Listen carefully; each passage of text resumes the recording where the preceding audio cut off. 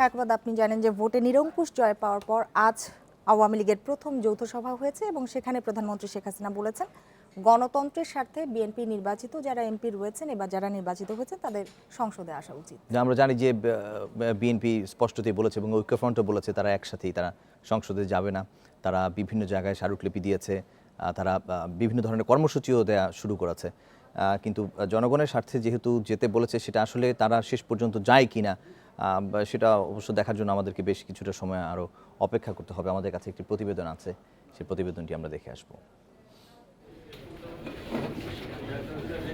একাদশ সংসদ নির্বাচনে নিরঙ্কুশ জয়ের পর শনিবার কার্যনির্বাহী সংসদ ও উপদেষ্টা পরিষদের সঙ্গে প্রথম বৈঠকে বসেন আওয়ামী লীগ সভাপতি প্রধানমন্ত্রী শেখ হাসিনা। এতে নির্বাচনী ইশতেহার বাস্তবায়ন ও দল শক্তিশালী করা সহ নানা বিষয়ে হয় আলোচনা। আওয়ামী লীগ আসলে তারা ভালো থাকবে, আওয়ামী লীগ আসলে দেশটা ভালো চলবে। সবার শুরুতেই সাবেক সাধারণ সম্পাদক সৈয়দ আশরাফুল ইসলামের মৃত্যুতে গভীর শোক জানান আওয়ামী লীগ প্রধান। পরিবারের প্রতি আমার সহমর্মিতা জানাই। চতুর্থ দফায় সরকার পরিচালনার সুযোগ দেওয়ায় দেশবাসীর প্রতি কৃতজ্ঞতা জানান প্রধানমন্ত্রী। বলেন, জনগণের আস্থার প্রতিদান দিতে গ্রামেও শহরের সুবিধা পৌঁছে দেওয়ার প্রতিশ্রুতি বাস্তবায়ন করতে হবে।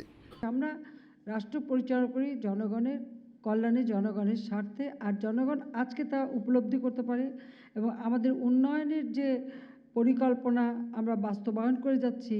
আমরা সবসময় লক্ষ্য করি যে গ্রামের মানুষ, তৃণমূলের মানুষ, তাদের ভাগ্যের পরিবর্তন, তারা একটু সুন্দর জীবন পাবে, তারা উন্নত জীবন পাবে। বিএনপির ভোটে ভরাডুবির কারণ হিসেবে দলটির মনোনয়ন বাণিজ্যকে দায়ী করেন শেখ হাসিনা। দণ্ডিত ও পলাতক আসামিদের নেতৃত্বে নির্বাচনে না আসলে তারা আরও বেশি আসন পেত বলেও মূল্যায়ন তার। যেসব নেতারা হয়তো নির্বাচনে জয়ী হবার মতো নেতা, তাদের বাদ দিয়ে মোটা অঙ্কের টাকা যে দিতে পেরেছে তাকে নমিনেশন দিয়েছে। কখনো সকালে একটা, দুপুরে একটা, তারপর বিকেলে একটা, আবার ঠিক নমিনেশনের শেষ মুহূর্তে একটা, একই সিটে এরকম 3জন 4জন 5জন নমিনেশন। আর সেই নমিনেশন বাণিজ্য নিয়ে তাদের যে অফিসে মারামারি, নিজেদের মধ্যে সেই জামা ছেঁড়াছেড়ি, অফিসের মধ্যে ভাঙচুর, তার থেকে তো মানুষ জানতেই পেরেছে যে এদের চরিত্রটা কী।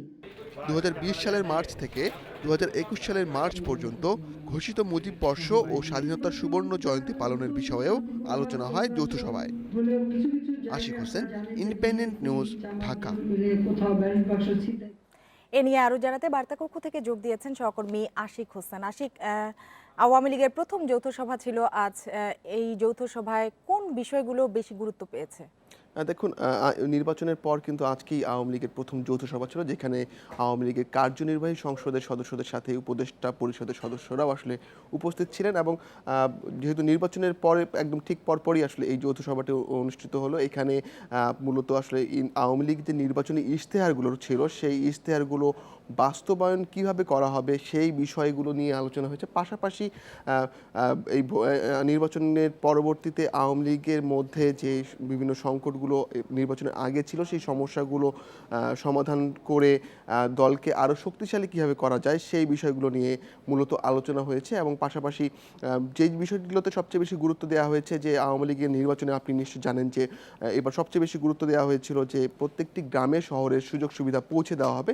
তো সেই কাজগুলো কীভাবে করলে জনগণের কাছে আসলে খুব তাড়াতাড়ি সুবিধাগুলো পৌঁছে যাবে সেই বিষয়গুলো নিয়ে যৌথ সভায় আওয়ামী লীগের নেতারা আলোচনা করেছেন। যে এই যৌথ সভায় কিন্তু বেশ কয়েকজন মন্ত্রীও ছিলেন। পাশাপাশি আওয়ামী লীগের যে নীতি নির্ধারণী পর্যায়ের যে নেতারা রয়েছেন মূলত তারাই কিন্তু এই যৌথ সভাটিতে অংশ নিয়েছিলেন। তারা মিলে আসলে একটি রোডম্যাপ করার চেষ্টা করছেন। আশিক, আমরা শুনেছি যে মন্ত্রিত্ব না পায় মহাজোটের শরিক দলগুলো অনেকেই নাখোশ, আবার বলছে তাদের কোনো আক্ষেপ নেই, এরকম কথা শোনা গেছে। এই বিষয়ে কোনো আলাপ আলোচনা হয়েছে কিনা? আর গণতন্ত্রের স্বার্থে বিএনপি সংসদ সদস্যদের সংসদে যেতে বলেছেন প্রধানমন্ত্রী, এই বিষয়ে বিস্তারিত কি জানেন আপনি? প্রথম প্রশ্নটির কথা যদি বলি, প্রথম যে প্রশ্নটি আপনি করেছেন যে মহাজোটের যে অন্য শরিক দলগুলো রয়েছে তাদের বিষয়ে কোনো আলোচনা হয়েছে, কিন্তু এই বিষয়ে আসলে এখনও আমরা বিস্তারিত জানতে পারিনি। তবে হয়তো 2-1 দিনের মধ্যে আমরা এই বিষয়গুলো নিয়ে একটা সমাধান আমরা দেখতে পাবো। আর বিএনপির বিষয়ে প্রধানমন্ত্রী যেটি বলেছেন, যেহেতু একটি নির্বাচনের বিএনপি অংশগ্রহণ করেছিল এবং জনগণ কিছু আসনে তারা আসলে বিজয়ী হতে পেরেছে, সেই কারণে জনগণের যে সিদ্ধান্ত, সেই সিদ্ধান্তকে শ্রদ্ধা জানিয়ে হলেও তাদের সংসদে যাওয়া উচিত এবং সংসদে গিয়ে তাদের যদি কোনো কথা থাকে সেই কথাগুলো তারা যেন সংসদে গিয়েই আসলে বলেন।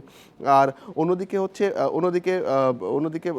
আওয়ামী লীগ তিনি যেটা বলছেন যে বিএনপি ভরাডুবির কারণ আসলে বিএনপি নেতাদের মধ্যে যে নেতৃত্বের সংকটটি ছিল নির্বাচনের আগে, সেই বিষয়টিকে আসলে তিনি সবচেয়ে বড় কারণ হিসেবে দেখছেন। আওয়ামী লীগের যৌথ সভা নিয়ে জানছিলাম সহকর্মী আশিক হোসেনের কাছ থেকে।